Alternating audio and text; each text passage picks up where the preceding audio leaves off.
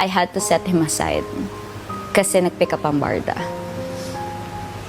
Sakit yun? Na pinag-uusapan. Tapos parang, syempre, as an alpha, feeling ko lagi tama ako.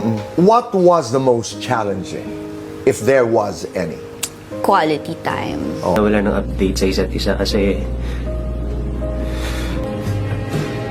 hindi ko alam kung may nasabi ba ako.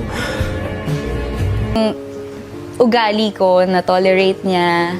He was very proud of me, very happy for me. Very secure siya sa sarili niya Tama. na he lets his woman shine.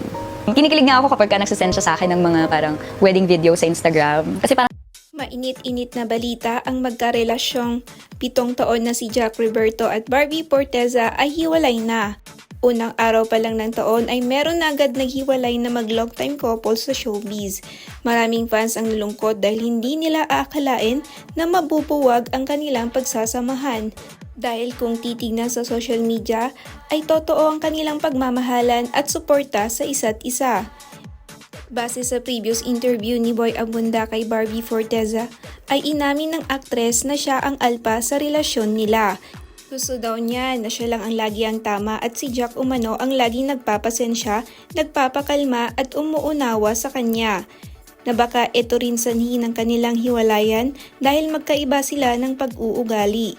Nabanggit din ni Barbie na palagi silang walang oras sa isa't isa dahil sa dami ng shoot at mga projects niya. Sinabi pa ng aktres na si Jack ang laging nag-o-organize sa kanilang date at kapag meron siyang achievements ay nandoon lagi si Jack para yayain siyang lumabas at i-celebrate together. Ideal husband daw umano ang turing ni Barbie kay Jack Roberto noon dahil sa sobrang pagmamahal, pagsosuporta at pag-uunawa sa kanya. Ayon din sa latest video post ni Jack Roberto, nasabi niya na isang rason ng kanilang hiwalayan ay kawalan ng quality of time.